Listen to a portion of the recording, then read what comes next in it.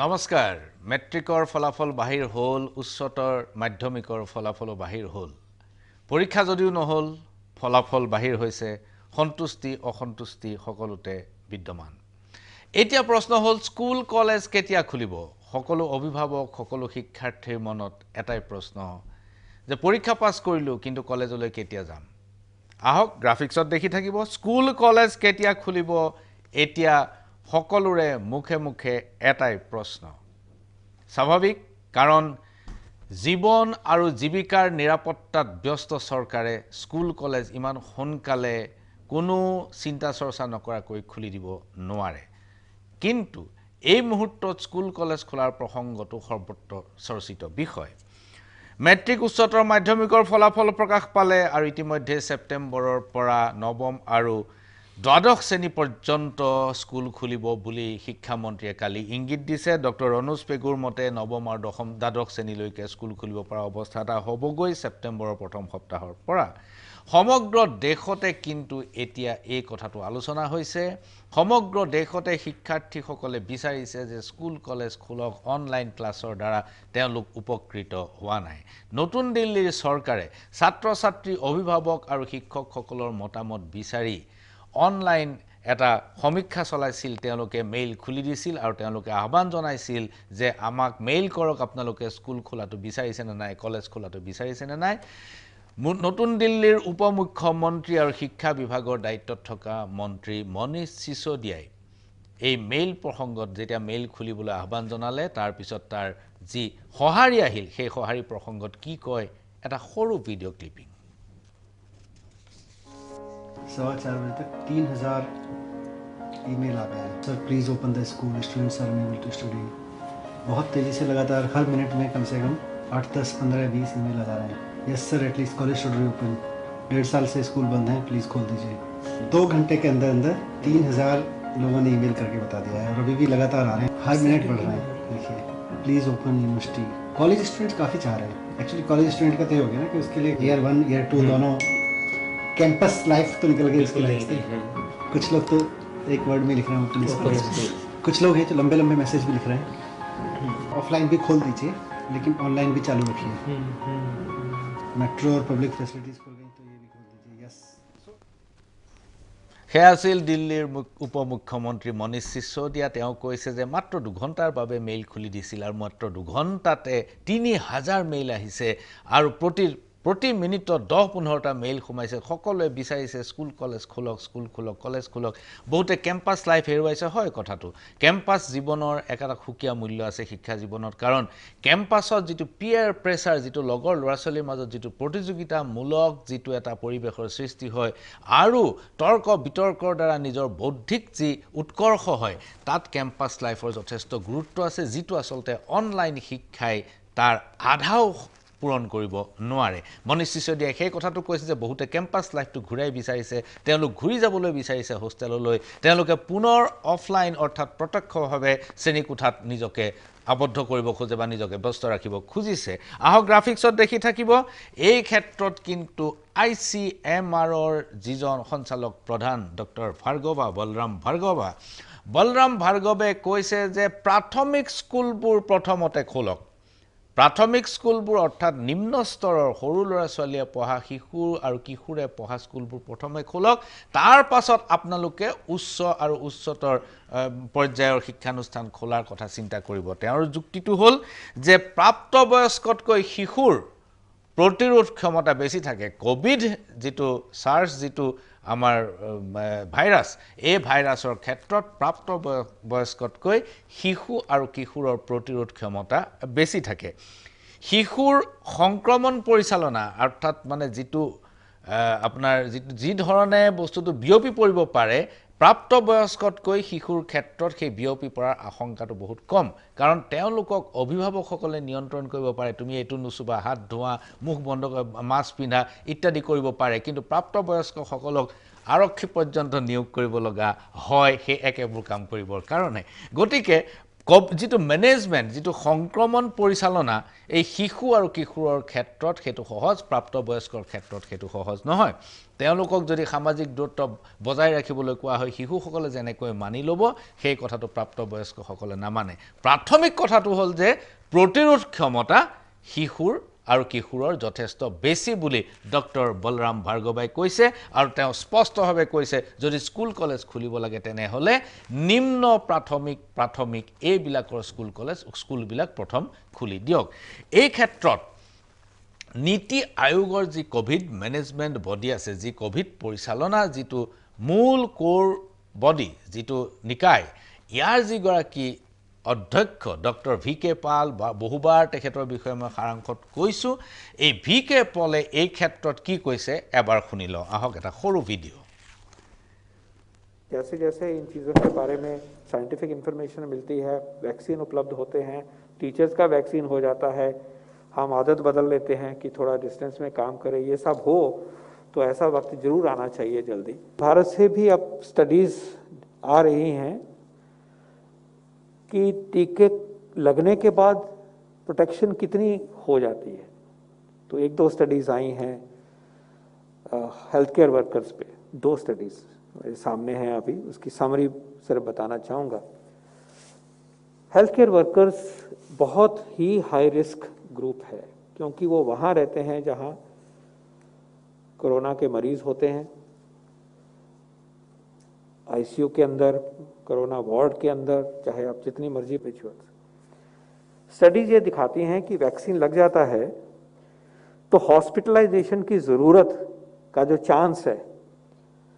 वो 75-80% कम हो जाता है। इन्फेक्शन हो भी जाए, डोज लगने के बाद इन्फेक्शन हो भी जाए तो ये नौबत आए कि हॉस्पिटलाइजेशन है, वो चांस 20-22% रह जाता है, जो डेटा के हिसाब से। ऑक्सीजन की जरूरत सिर्फ 8% की ही पॉसिबिलिटी रहती है। इमेजिन 8%, जिनको नहीं मिला उनको 100 तो इनको सिर्फ 8, इतना फर्क है। और उससे सीरियस ICU एडमिशन है, ये डेटा मेरे सामने दिखाता है कि ICU एडमिशन में 6% रिस्क रह जाता है, प्रोटेक्शन 94% हो जाती है। एक बहुत पावरफुल डेटा है, रीजनेबल साइज स्टडीज हैं, और क्योंकि उस ग्रुप में करी गई जहां की इन्फेक्शन का सबसे ज़्यादा रिस्क है, इसको हमें लॉजिक रैशनल करने के लिए हमें क्लियरली, मैं कहूँगा कि आप इसको इस्तेमाल करिए, क्लियरली दर्शाता है कि ये बचाव हुआ, बचाव होता है, और सीरियस डिजीज जो है वो हमसे दूर चली जाती है। जहाँ ज़्यादा इंटेंस वेव आई, अर्बन में ही ज़्यादा आई इस बारी भी, वहाँ लगभग बच्चे भी उतने ही इन्फेक्ट हुए, रूरल में थोड़ा सा फर्क है। ओवरऑल मैसेज है कि बच्चों में भी ये वेव रही,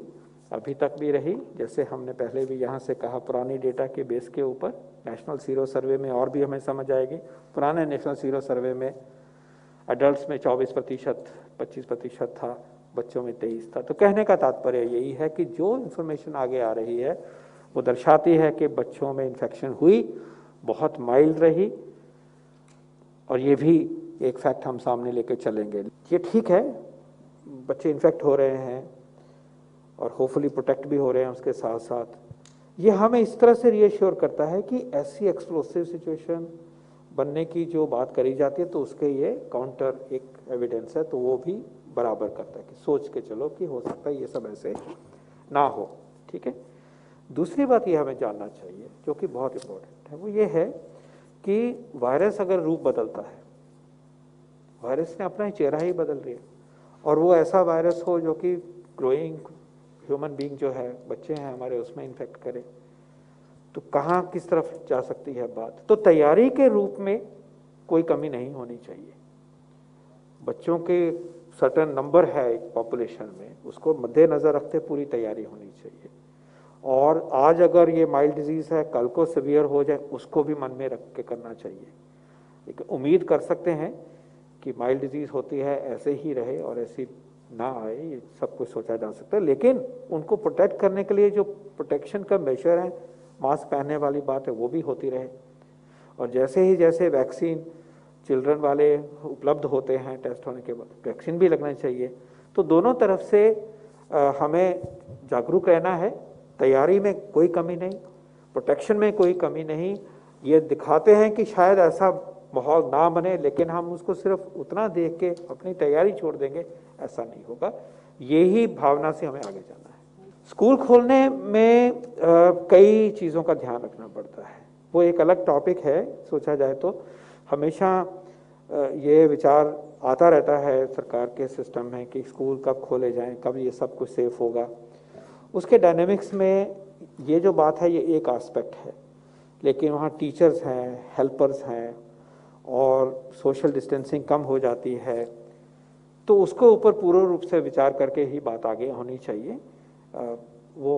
मैं ये कहना चाहूँगा, उसमें बहुत सारे और भी इश्यूज आते हैं जो हमें मन में लेके चलना चाहिए। लेकिन यस, जैसे जैसे इन चीज़ों के बारे में साइंटिफिक इंफॉर्मेशन मिलती है, वैक्सीन उपलब्ध होते हैं, टीचर्स का वैक्सीन हो जाता है, हम आदत बदल लेते हैं कि थोड़ा डिस्टेंस में काम करें, ये सब हो तो ऐसा वक्त जरूर आना चाहिए जल्दी कि जब स्कूल खुल जाएं। लेकिन ये भी याद रहे कि बाहर के देशों में स्कूल खुले, फिर आउटब्रेक्स हुए, फिर वापस गए। हम अपने बच्चों को और हमारे प्रेशियस टीचर्स को उस सिचुएशन में नहीं डाल सकते। সেয়া আছিল ডক্টৰ VK পল, তেখেত নীতি আয়োগৰ কোভিড মেনেজমেণ্ট কমিটিৰ অধ্যক্ষ। তেখেতে কেইটামান গুৰুত্বপূৰ্ণ কথা কৈছে। এক নম্বৰ কথাটো হৈছে যে টিকাকৰণৰ পিছত হাস্পাতালত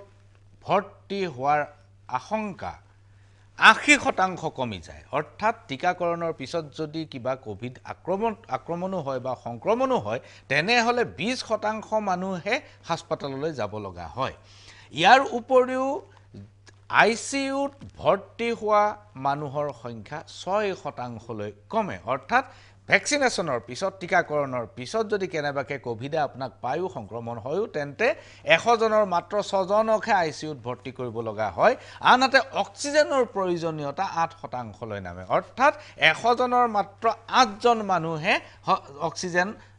অক্সিজেন ল'ব লগা অৱস্থাটোৰ সৃষ্টি হ'ব পাৰে ভেকচিন লোৱাৰ পাছত কোভিড সংক্ৰমণ হ'লে। এইকেইটা খুব গুৰুত্বপূৰ্ণ কথা। স্কুল কলেজ খোলাৰ ক্ষেত্ৰত তেখেতে কৈছে যে চেৰ' ছাৰ্ভে ৰিপৰ্ট আহি আছে। চেৰ' ছাৰ্ভে ৰিপৰ্ট পুৰণা ৰিপৰ্টৰ ওপৰত ভিত্তি কৰি কৈছোঁ, নতুন চেৰ' ছাৰ্ভে ৰিপৰ্ট আহি আছে। আৰু শিক্ষকসকলক যদি সম্পূৰ্ণ ভেকচিনেটেড কৰিব পৰা হয়, টীকাকৰণ কৰিব পৰা হয়, তেনেহ'লে হয়তো স্কুল কলেজ খোলাৰ এটা পৰিৱেশৰ সৃষ্টি হ'ব।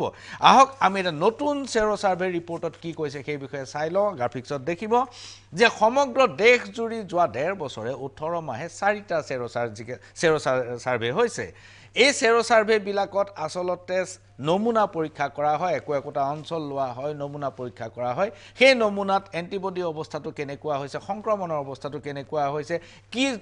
বয়সৰ মানুহ, কি ধৰণৰ আপোনাৰ বৃত্তিৰ মানুহৰ ওপৰত এই আক্ৰমণ হৈছে, এনেধৰণৰ এটা সামাজিক অৱস্থাও তাৰ হিচাপত ৰখা হয়।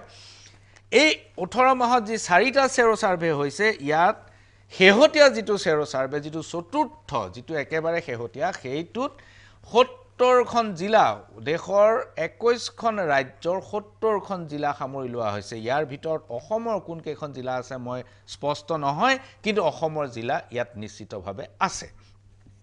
চেৰ' ছাৰ্ভেৰ শেহতীয়া ৰিপৰ্ট মতে, প্ৰতিবেদন মতে,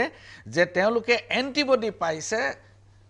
67.8% দেহত। এইটো এটা অত্যন্ত ইতিবাচক আৰু গুৰুত্বপূৰ্ণ তথ্য। 67.8%, 67.8% মানুহৰ দেহত এণ্টিবডি পোৱা গৈছে। অৰ্থাৎ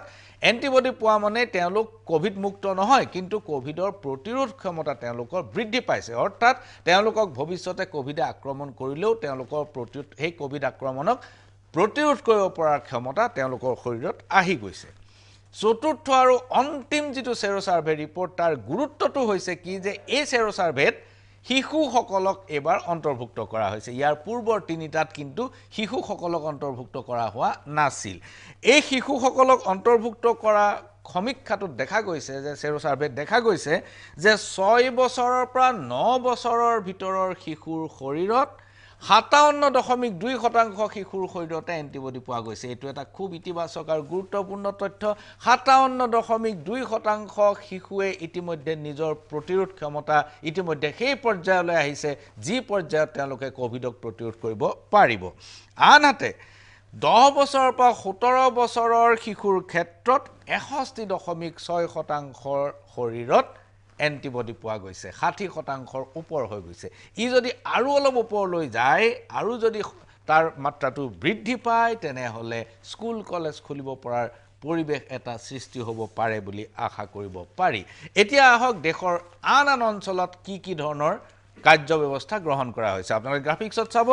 যে বহু সংখ্যক ৰাজ্যত কিন্তু ইতিমধ্যে স্কুল কলেজ খুলিছে পাঞ্জাবত যোৱা 16 জুলাইৰ পৰা নৱমৰ পৰা দ্বাদশ শ্ৰেণী পৰ্যন্ত স্কুল খুলিছে হাৰিয়ানাত 16 জুলাইৰ পৰা নৱম আৰু দ্বাদশ শ্ৰেণী পৰ্যন্ত স্কুল খুলিছে হিমাচল প্ৰদেশত অহা সোমবাৰৰ পৰা আজি শনিবাৰ অহা সোমবাৰৰ পৰা নৱম আৰু দ্বাদশ শ্ৰেণী পৰ্যন্ত স্কুল খুলিব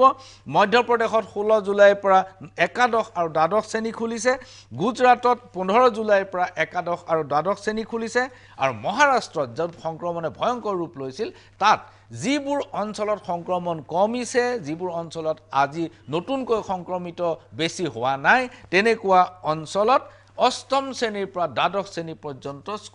স্কুল কলেজ খুলি দিয়া হৈছে ছত্তীশগড়ত অহা সোমবাৰৰ পৰা নৱমৰ পৰা দ্বাদশ শ্ৰেণী খুলিব উৰিষ্যাত 26 জুলাইৰ পৰা নৱমৰ পৰা দ্বাদশ শ্ৰেণী খুলি দিয়া হৈছে অন্ধ্ৰপ্ৰদেশত 16 আগষ্টত 15 আগষ্টৰ পিছত স্কুল কলেজ খোলাৰ প্ৰস্তাৱ দিছে মুখ্যমন্ত্ৰীয়ে তেলেংগানাতো অহা সোমবাৰৰ পৰা স্কুল কলেজ খুলিব বিহাৰত যোৱা 12 জুলাইৰ পৰা সমগ্ৰ ৰাজ্যতে স্কুল কলেজ খুলিছে স্কুল কলেজ খুলিবলৈ বাকি থকা অঞ্চলবোৰ হৈছে আমাৰ উত্তৰ পূৰ্বাঞ্চলৰ ৰাজ্যবিলাক উত্তৰ প্ৰদেশ ৰাজস্থান আৰু দিল্লীয়ে এতিয়া সমীক্ষা চলাই আছে আপোনালোকে দেখিলে যে ছাত্ৰ ছাত্ৰী অভিভাৱক শিক্ষক সকলোৰে তেওঁলোকে মতামত গ্ৰহণ কৰি আছে গতিকে তেওঁলোকে এই ক্ষেত্ৰত এটা স্পষ্ট হয়তো সিদ্ধান্তলৈ অতি সোনকালে অহাৰ সম্ভাৱনা আছে প্ৰিয় দৰ্শক স্কুল কলেজ খোলাৰ গুৰুত্ব যথেষ্ট বেছি যদিও জীৱন আৰু জীৱিকাৰ বাবে চৰকাৰে অগ্ৰাধিকাৰ ভিত্তিত দেশত লকডাউন ঘোষণা কৰিছে তেনেকুৱা অৱস্থাত কিন্তু ভাৰতবৰ্ষত স্কুল কলেজ খোলাৰ প্ৰয়োজনীয়তা যথেষ্ট বেছি কাৰণ অনলাইন যিটো শ্ৰেণী ব্যৱস্থা যিটো অনলাইন শিক্ষা ব্যৱস্থা এইটোৱে সকলোকে স্পৰ্শ কৰিব নোৱাৰে ইয়াত ডিজিটেল ডিভাইড ভাৰতবৰ্ষত ডিজিটেল ডিভাইডটো খুব বেছি গুৰুতৰ ইয়াত মাত্ৰ 10 জনৰ এজনেহে মাত্ৰ স্মাৰ্টফোন ব্যৱহাৰ কৰিব পাৰে 9 জন মানুহে ব্যৱহাৰ কৰিব নোৱাৰে 90% মানুহ স্মাৰ্টফোনৰ এক্সেছত নাই তেওঁলোকৰ হাতত স্মাৰ্টফোন নাই প্ৰথম বুলি এটা প্ৰতিষ্ঠান আছে এই প্ৰথম প্ৰতিষ্ঠানটোৱে প্ৰতি বছৰে ভাৰতৰ শিক্ষা গ্ৰহণ পদ্ধতি আৰু লাৰ্নিং এক্সপেৰিয়েন্সৰ ওপৰত মানে যেটো শিক্ষা প্ৰদান নহয় গ্ৰহণ পদ্ধতিৰ ওপৰত তেওঁলোকে সদায় সমীক্ষা চলায় আৰু এই সমীক্ষাত সদায় এটা দুখ লগা প্ৰতিচ্ছবি সৃষ্টি হয় প্ৰতিবাৰে আপোনালোকে বাতৰি কাকত আৰু টেলিভিছনত দেখিব যে নৱম শ্ৰেণীৰ ল'ৰা এজনে ষষ্ঠ শ্ৰেণীৰ পাঠ ভালকৈ পঢ়িব নোৱাৰে অষ্টম শ্ৰেণীৰ ল'ৰা এজনে পঞ্চম শ্ৰেণীত প্ৰয়োজন হোৱা অংক এটা ভালকৈ কৰিব নোৱাৰে তেনেকুৱা ছাত্ৰ ছাত্ৰীৰ সংখ্যা প্ৰতিবাৰে 50%তকৈ বেছি হয় প্ৰত্যক্ষ শ্ৰেণী কোঠা থকা সত্ত্বেও অনলাইনটো বাদেই দিছো প্ৰত্যক্ষ শ্ৰেণী কোঠা থকা সত্ত্বেও প্ৰত্যক্ষ শিক্ষণ ব্যৱস্থা পাঠদান ব্যৱস্থা থকা সত্ত্বেও প্ৰথমৰ সমীক্ষাত সদায় তেনেকুৱা এটা দুখ লগা প্ৰতিচ্ছবি আহে যেতিয়া অনলাইন ব্যৱস্থা আৰম্ভ হ'ল 2020 চনত ভাৰতবৰ্ষৰ সৰহ সংখ্যক ছাত্ৰ ছাত্ৰীয়ে কাৰ্যত প্ৰেক্টিক্যালি একো নিশিকিলে এই কথাটো প্ৰথমৰ সমীক্ষাত প্ৰকাশ পাইছে এই সমীক্ষা মতে যে আমাৰ শিক্ষা গ্ৰহণ ব্যৱস্থাটো আগৰ পৰাই দুখ লগা কিন্তু যেতিয়া অনলাইন হৈ গ'ল অনলাইন হোৱাৰ পৰা কাৰ্যত ছাত্ৰ ছাত্ৰীয়ে একো শিকাই নাই এনে অৱস্থাৰ পৰা আমি অফলাইনলৈ সোনকালে যোৱাটো আৰু যাব পৰাটো আমাৰ কাৰণে এটা ডাঙৰ প্ৰত্যাহ্বান আৰু ইউৰোপীয় দেশসমূহতো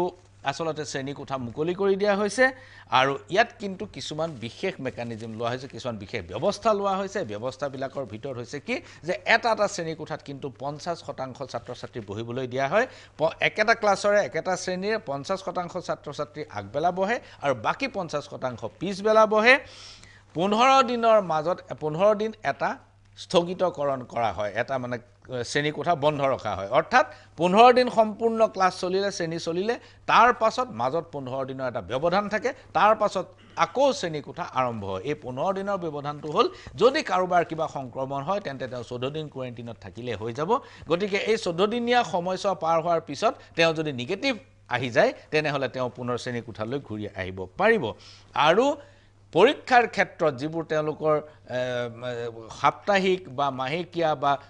দ্বি-সাপ্তাহিক পৰীক্ষাবিলাক আছে এই পৰীক্ষাবিলাক কম নম্বৰৰ ভিতৰত হয় আৰু গুৰুত্বপূৰ্ণ বিষয়ৰহে পৰীক্ষা লোৱা হৈছে বাকি যিবিলাকৰ আপেক্ষিকভাৱে গুৰুত্ব কম যিবোৰ বিষয় সেইবোৰৰ পৰীক্ষা লোৱা নহয় সেইবোৰৰ কেৱল পাঠদান কৰা হয় এই ব্যৱস্থাটোৰে ইউৰোপীয় দেশসমূহৰ শ্ৰেণীকোঠা প্ৰায়বোৰ দেশতে ইতিমধ্যে খুলিছে গতিকে আমি আশা ৰাখিছোঁ কৰোনাৰ তৃতীয় ঢৌৰ আশংকা আমি এতিয়া নকৰোঁ শ্ৰেণীকোঠা কেনেকৈ খুলিব তাৰ বাবে ইতিবাচক দৃষ্টিভংগীৰে সকলোৰে বাট চাই ৰৈ আছোঁ সাৰাংশ ইমানতে সামৰিছোঁ নমস্কাৰ